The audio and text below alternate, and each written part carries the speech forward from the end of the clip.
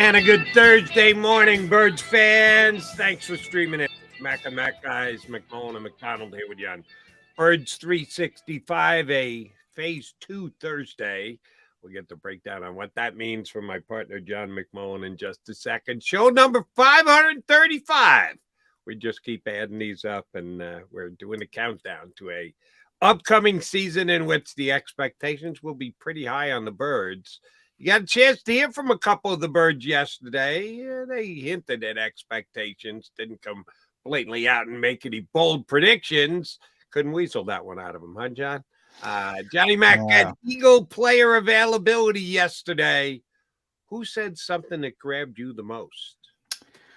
Yeah, you were asking me before we got it. To be honest, it was nondescript. Nobody jumped out. It was Devontae Smith, Jordan Mailata, Nakobe, Dean, Josh Sweat. Now, if you know Devontae and Josh specifically, they're not going to give you much. So, I mean, they're very understated guys, very good players, by the way, but they're just, sort of run of the mill. Jordan, typically the best, the most comfortable. And that was the case again yesterday. But to me, and I kind of predicted this on the show. I got one right, Nakobe Dean.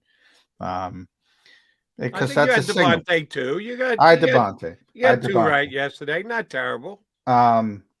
Because of what it signals. It signals. If you know how the Eagles do business, he wouldn't be up there if he wasn't going to be a big part of the team and going to be essentially the on-field leader of the defense. So the signal was clear when it came to Nakobe Dean. Now, he didn't, like everybody else, he didn't say much, but that to me was the most important part, was just the organization signaling that he's the guy, that he's going to be running the defense. And we all knew that, but it's kind of, and again, it's not an official coronation, but if you know how they do business, it's meaningful. Right. We won't know for sure until they put the dot on the helmet. And you and I both seem to agree that that's going to happen this year when they get on the field. He will be the guy who's calling the signals, which part of it is just transactional, and that somebody's got to be able to take the signals in from the sideline. But there's also faith that they're putting in that individual, that he's going to be able to rally the troops. Everybody needs to be self-motivated on any given play, but there is a little camaraderie to it, that you play as a unit, as a group, and the guy who's actually going to get the signals is a guy that they usually believe is going to be able to be a leader out there on the field, which kind of gets me back to last year and the Nick Rallis and Jonathan Gannon. They couldn't give him a couple more reps than 35 snaps, and he handled that well. Yes, that was one of the questions he got about playing behind Kaiser White and TJ Edwards. They played well. I give them a ton of credit. I'm not knocking either of those two linebackers last year. They did the job. As a matter of fact, I think I give Kaiser White more credit than most. Some think that he played well early, and I played pretty damn well every single game last year. I got no issues with the level of play they got from either of the two guys. But I would have liked to see Nakobe Dean get a couple more reps over the course of a 17-game season. He didn't seem to mind it at all, that he basically redshirted last year. Well, I think he minded it because he's competitive, but he also understood the situation, which is basically like if they're losing games, he would have been on the field, but they weren't. They kept winning and winning and winning and winning, and you don't fix what isn't broken. Essentially is what it came down to. And he understood that part of it because, he went through that at Georgia, like everybody does at the college, especially at the college level, where you have a ton of talent. You got to wait your turn, and then when it's your turn, it's your turn. And I think he understood that, and it would have been nice to get him a few more reps, no question about it. But I did, somebody brought up a point to me that was probably well suited. They weren't going to sit TJ because TJ was playing too well, so it would have been Kaiser. And he's going to play Mike linebacker. He's not going to play weak side linebacker. So, if there was an injury or something of that nature, obviously he's your next best linebacker. You got to get him on the field. But with Kaiser staying healthy for the entire season, TJ staying healthy for the entire season, do you really want to get him extra reps at a position he's not going to play? That factors into it as well. You don't want to mess with something if you don't have to mess with something. Now, sometimes you only got 53 players. If injuries arise, you got to do it. You got to play out of position. You got to do it. But if you don't have to do it and you're winning games and you're playing well, why mess with it? They want him to be a Mike linebacker. That's what he's going to be. So what are extra reps at weak side linebacker going to do for him? Maybe a little bit just for a comfort factor, but I do think it was a good point brought up and saying, he's not going to play that position anyway. Yeah, I'd like him out there on the field. Is it less than what he would have gotten as far as experience goes if TJ Edwards came off the field? Of course, that's the position that they were projecting him as, and he will be playing this year. So any reps he would have gotten for Kaiser White would have added less, but it would have added something. And I would have liked a little more of something than 35 snaps that he played last year. That's just me. I think experience would have helped him. Do I think that, oh, my God, there's that much more startup costs because he only played 35 snaps instead of 50 snaps? They'll be negligible at best. But whatever that little percentage is you could have added, I think they could have done just slightly more to get him on the field last year. Because you're right, Eagles were winning. Why do you take somebody off the field when you're winning? Well, you're winning by 2+ touchdowns in the fourth quarter. Yeah, you take them off the field. You're protecting them as much as anything else. And I think they could have done a little bit more with Nakobe last year. But I'm probably nitpicking, and the guys who made that decision are no longer here anymore. Nick Rallis is in Arizona with Jonathan Gannon. So, Jody Mack, put it to rest. Don't worry about it. Nakobe Dean's going to be the starting middle linebacker out there, or Mike linebacker out there. Yeah, this is not really a middle linebacker anymore. I shouldn't even use that phrase, but that's what Mike is. So I thought Dean handled himself yesterday. He said he went back to school. He's still working toward his degree. He's a motivated young man, which we like a lot out of Jalen Hurts on the offensive side. I'm not saying Nakobe Dean is going to have the breakout year in his first year the way that Jalen had in his second year as a starter. It's Nakobe's first year as a starter. But I do think I think that is a position the Eagles will not have to worry about much during the year. They certainly won't have to worry about left tackle either. Jordan Mailata got a chance to speak yesterday, and he is not only one of the Eagles' best players, but also one of the Eagles' most colorful players and very comfortable, as you noted, talking to the media. When Kelsey spoke last time, you had Eagle availability. He did talk about how Isaac Seumalo is going to be missed. Now, he's the center and played right next to Isaac. Jordan's on the other side of the line, so their nature in playing together, it's a little bit different, the relationship that Kelsey had. Do you think Mailata knows that they've got a question to be answered along the offensive line?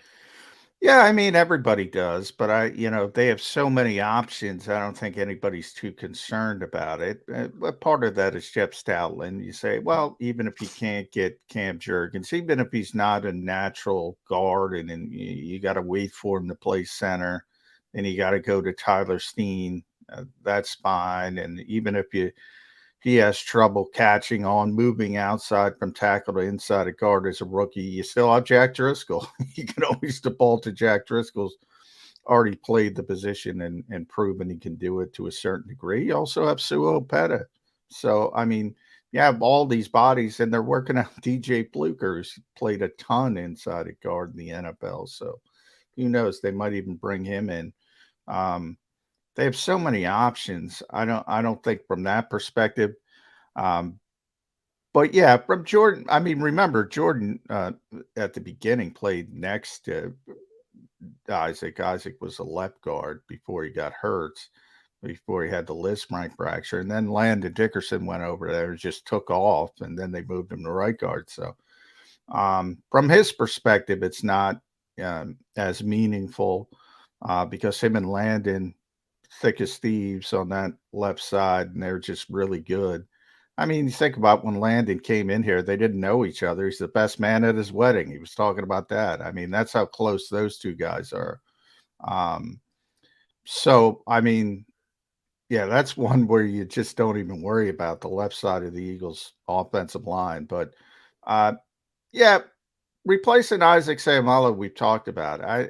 That's a bigger deal than people realize. Yeah, that's why I asked you the question. That's why I wondered what your read And on Mailata was, that even though they're not side by side, he was a pretty damn important member of that Eagle offensive line. yeah, and a well-respected one. I think he was far more well-respected inside the building than outside the building, by fans and even media people.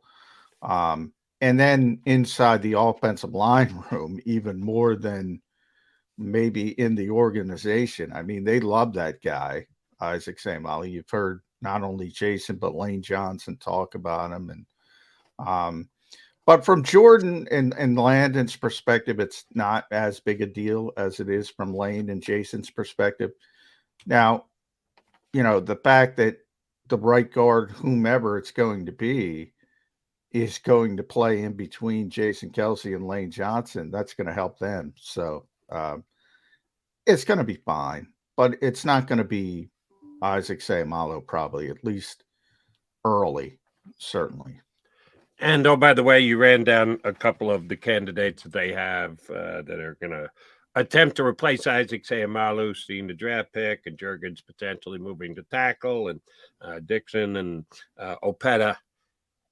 A lot of choices. Drop off is coming. Sorry to say, Eagle fans. Now their job is to minimize that drop off, but they have at least acknowledged that it's a drop off. I think so, since they are bringing in DJ Fluker. Really? A 10-year veteran who's been out of the league for 2 years. If you were good along the offensive line and you thought that you had all the bases covered and there was going to be no drop-off whatsoever, why would you bring in a guy who's been out of the NFL for 2 years? Well, hey, they didn't bring him in. They worked him out. He's been working out for a bunch of teams. They didn't sign him yet. Maybe they will. Now he has a history with Jeff Stoutman. He was at Alabama with Jeff Stoutman. That might explain it right there. He former first round pick. He's played a lot. The most interesting thing to me is not, he wouldn't be being brought in here to compete for the right guard job. I think he'd be brought in here as depth, as a swing tackle. That's a position where they lost Andre Dillard, which nobody talks about because they think Andre stunk, but the Eagles didn't think Andre stunk. And the one interesting thing about Jordan Mailata, and this is why it's interesting, Zach Berman asked him, who's working behind you? And he kind of joked around and said, you want the depth chart, mate? Because the Eagles are taught not to give up anything. And for those that have, Jordan Mailata knows all of us. Like, he's one of those players that goes out of his way to learn everybody's name. He knows everybody. He knows who they are. But the people that have been there for a while. And he couldn't come up with the names of the young backup tackles. I thought that, because of what I know of Jordan, and like, he works hard to connect with people, know people. And he couldn't come up with Fred Johnson, Rod Johnson, Tyrese Robinson. These are the backup offensive linemen. And he eventually got it. But I thought it just stuck to me. Like, they're not. That probably means they're not opening eyes, is what you're telling us, Johnny Mac. Exactly. Maybe I'm reading too much into it, but I think that's probably why they're taking a look at DJ Fluker. He has played across the offensive line when he was playing 2 years ago. It's been a while. He played across the offensive line, everything, I think, except center. But he did play more time at right guard in the NFL than any other position. And as of right now, The Eagles do not have a returning starter at right guard. They do at their other 4 positions, but they don't at right guard. So Fluker is, by some stretch of the imagination, after 2 years sitting on the sidelines down 25, 30 pounds. Oh, he's in great shape. He's in great shape. There's video. He's gotten himself in great shape. I don't know if he can still play, but he's been going the rounds. I'm sure somebody will give him an opportunity. And it could be, like I said, it could be Jeff Stoutland doing him a favor.